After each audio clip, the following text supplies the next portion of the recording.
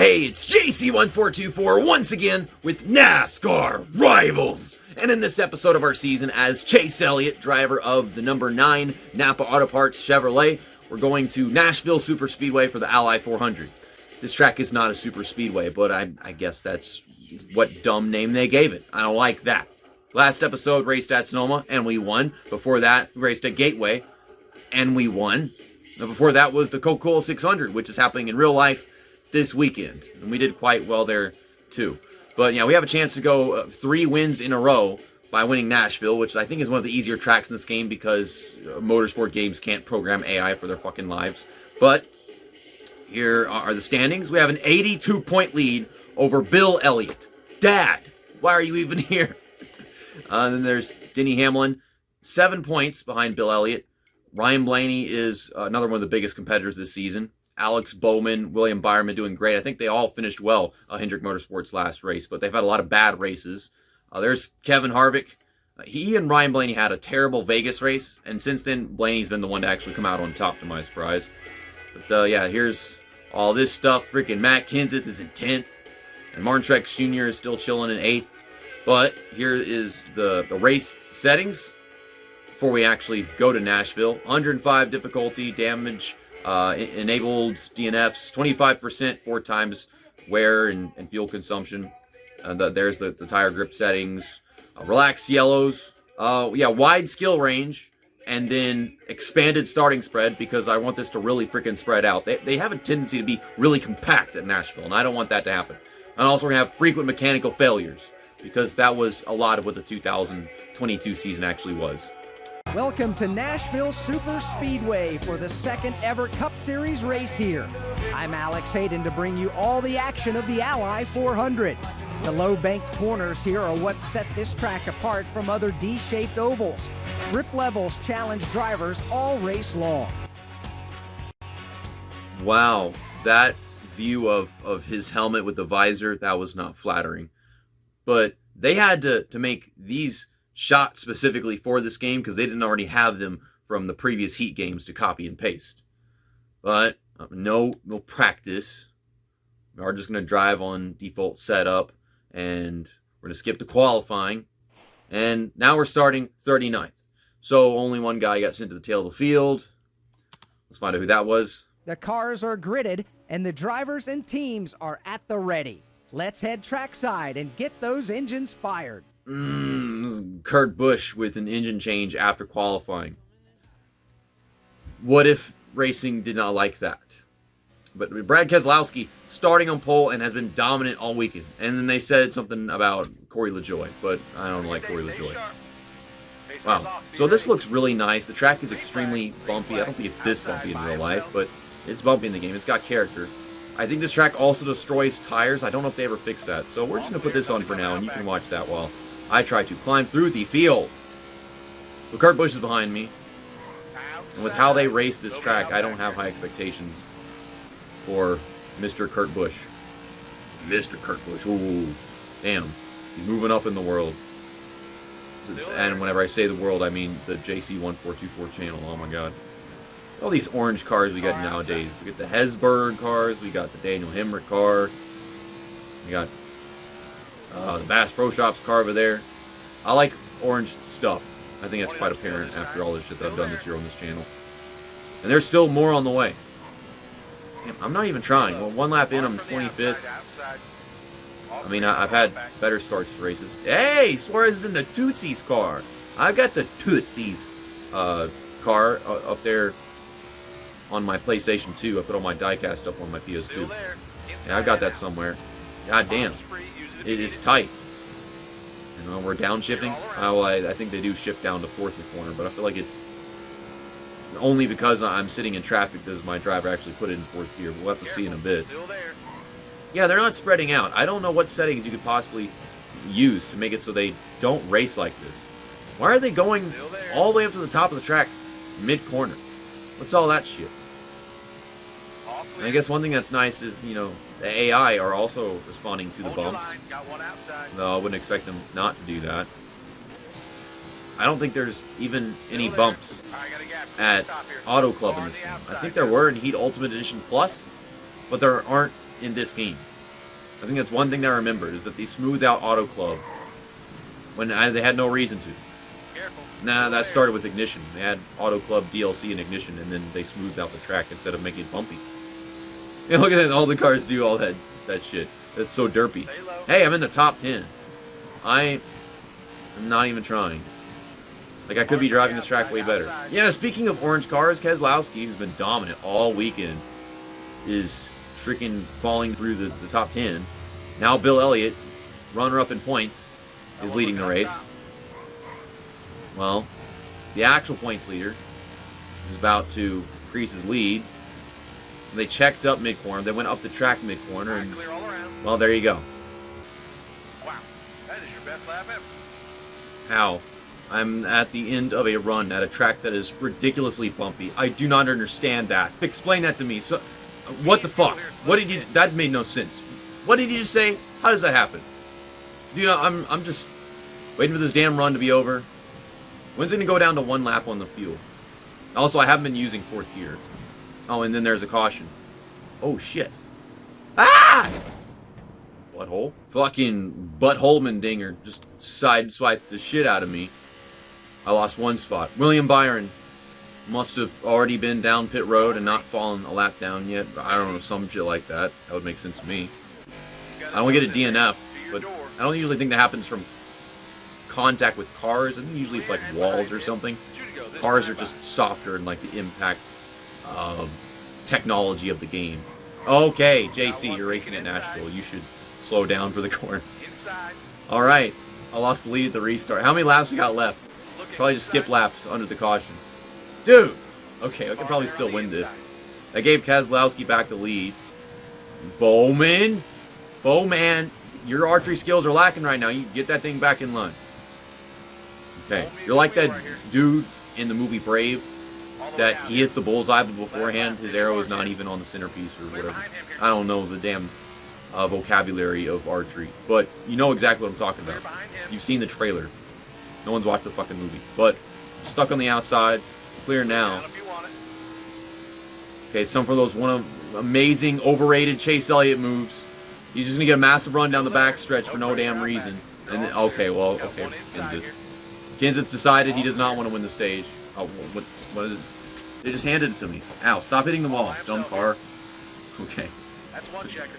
I thought it was like amazing dive into turn 3, whoop-de-freaking-do. And instead, we just fly past him in the straightaway.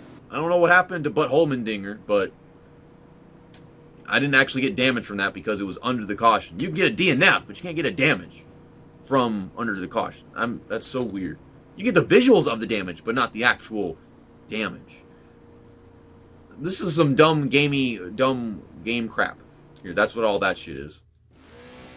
You know, they oversights on how they put their games together. This is obviously shit that goes as far back as Dirt to Daytona. You can probably collect a bunch of damage under a caution Dirt to Daytona, but it don't count. Someone have to go test that shit for me. I don't want to play Dirt to Daytona again. That game sucks.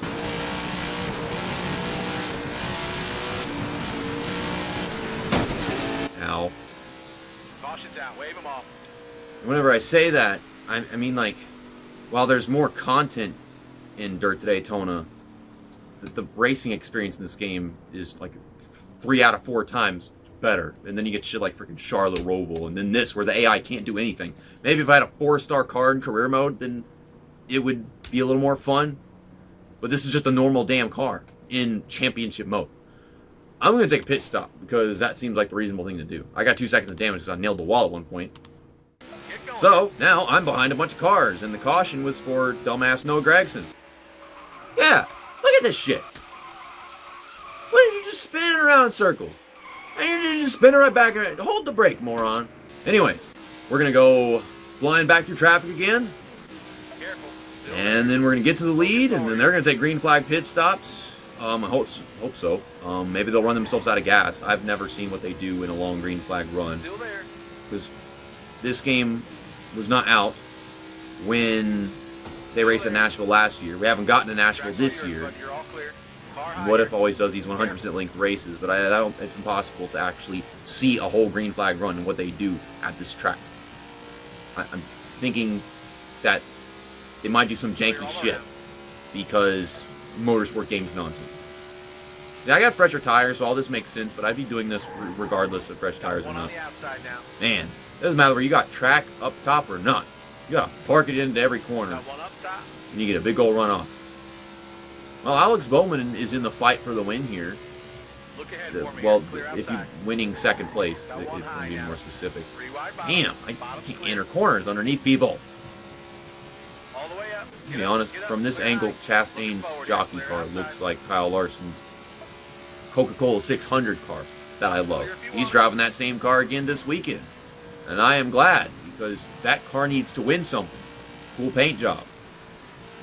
And to me, it's iconic. It's the one I decided to buy diecast of. I haven't even bothered getting even one of them damn HendrickCars.com standard just yet. Now Darrell Waltrip is leading. Okay, I've seen Bill Elliott lead. I've seen Darrell Waltrip lead. I've seen Matt Kenseth lead. And the only guy out of all those to lead this race that's a regular driver, All clear. well, I guess Keselowski and Alex Bowman.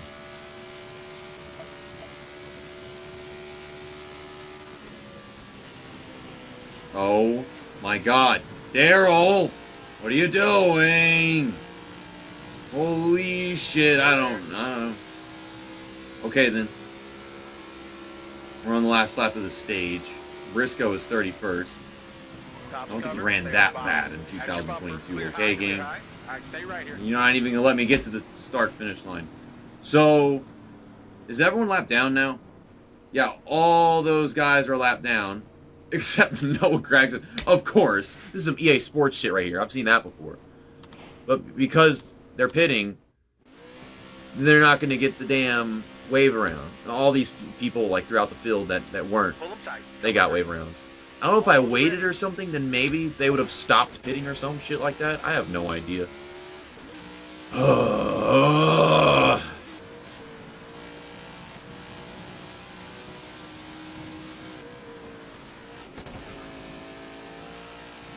I'm just bored. I'm just trying to, like, set a new fastest lap because I'm bored.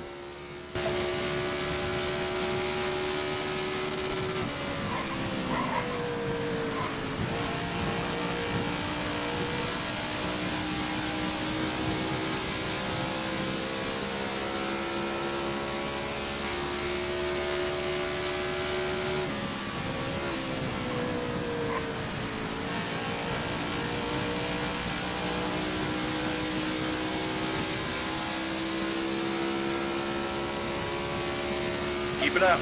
That was your best lap ever. Alrighty-o, I did what I was trying to do. Now I'm going to start lapping more cars, and I'm going to be lapping them at a very alarming rate. And then, well, never mind, there's going to be a caution instead. So, because everyone's got a pit, only Matt Kenseth is getting his lap back. That's boring. He's not even supposed to be here. I'll just give him my tires and my cans and my repairs of the fuel and, you know, whatever. I lost a spot to Alex Bowman. Why? Fine. Let's just not blow turn one. I guess one redeeming quality is that they do get good starts on the inside. Whenever they're on the outside, not so much. It's all a matter of how I take this first freaking corner. Try to run me up the track. Damn. Okay, finally I get to run off, and I don't run into the wall. And then there we go. This track is like one of the best tracks in the game. It's just the AI suck at it, so you have to go race online. I was playing this freaking game online. I should really stop doing that.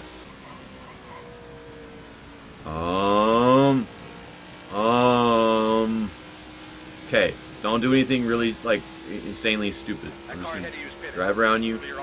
Okay, Jacques Villeneuve seemed to have lost a tire and smashed the wall, but no caution for that. Yellow's out. Back her down. And then we get a freaking caution for something anyways.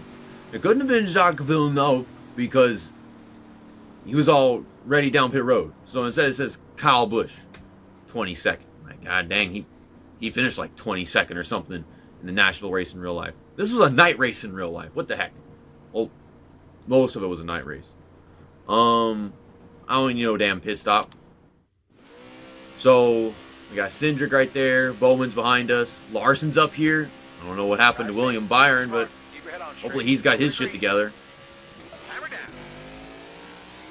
Okay, now wait a second. The race was almost over, and I was like 1 lap to the good. All clear. Nothing And coming out back. oh, never mind. We skipped some laps, so I guess we're fine. Big teamwork. Nice job. Check out So the brakes, all you. yeah, I won the Ally 400 at Nashville 3 in a row. 7th win of the season. Yeah, we'll do a little donut. Why are they playing the soundtrack in the background? I don't know. They just kind of play it whenever the heck they want, I guess. I did some in the finish line. Yeah, we'll do it in the infield too. I'm trying to get all angles of the car, you know? Wait a second. I had damage a while ago. Now my damage is gone. Where did it go? So we're in victory lane. Oh, they got the guitar. He's not going to hold the guitar. Yeah, that was too much effort to do an animation for that. And then, yeah, this is a victory lane of its own in NASCAR Rivals. Nowhere else. Well, there's Ignition, I guess, but that was a completely different kind of presentation. And I won at Nashville in that game, which I barely remember it, but no, it was nothing like what we just saw a while ago. That was just for this game. You know, we led 68 of the 78 laps, and it was extended. Of course, we're on the move. We're always on the move. And then a tough break for the pole sitter, who they said it was super fast and everything, but then he just DNFs out of it too. That's what I get for putting up frequent failures. Bowman and Larson finished top 5. That is what I love to see. But Byron finished somewhere else. Michael McDowell, he got back into the lead lap at some point. I didn't even realize it. Then Noah Gragson did all those spinny doodads across the front stretch, so he automatically gets to be back on the lead lap because everyone else is on a completely different pit strategy. Everyone's always on the wrong pit strategy in these stupid NASCAR games. Every NASCAR game I've ever played, they just can't be on the right pit strategy. Oh, so yeah, there's Denny Hamlin losing a ton of points on us. Harvick, Blaney losing a bunch of points on us. Byron, he did okay, so maybe he's gaining on all these guys that are ahead of him or something. But not as much as my other teammates. Where the heck is Bill Elliott? He's second in the standings. He's not supposed to be here, but he is. And he finished 37th. He got a DNF. What the heck? I start last every damn race, but I gain 30 points on the guy in second every race. So yeah, we saw Butthole Mendinger, and I think I saw Logano in some of the replays. He was like the first caution of the race. And then Timmy Hill got a DNF. Jacques Villeneuve got a DNF. Yeah, I passed by him as he was blowing up. And then everyone else finished like 1 or 2 laps down. Well, I'll see you guys tomorrow whenever we do the Quick Trip 250 presented by Jockey at Road America. So this was NASCAR's 4th of July tradition for 2 years. And now they're going to freaking Chicago Street Course and whatnot. But I guess since we're having the Memorial Day race this weekend, it'd be nice to have some kind of contrast and have a different patriotic event on the channel on the same day. I already did some kind of Coca-Cola 600 thing on Thunder 04 a few days ago if you want to go check that out. But I got the red, white, and blue car in the background to use for this race tomorrow. Let's see the point standings. I'm sure they're obnoxious.